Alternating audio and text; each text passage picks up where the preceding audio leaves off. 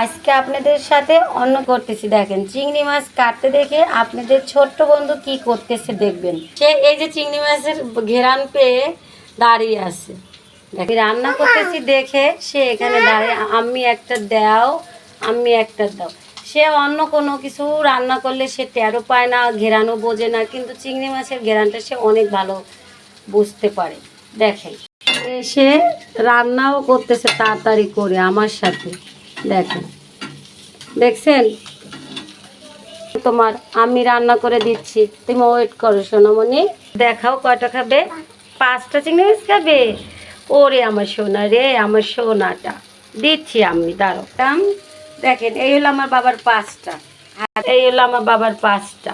দেখছেন কত আমার বাবা ভাত অবশ্যই খাবে না, চিংড়ি মাছের লোভে সে ভাত খাইতে বসছে। দেখেন, দেখছেন বন্ধুরা? দেখেন বিসমিল্লাহির রহমানির রহিম বলো।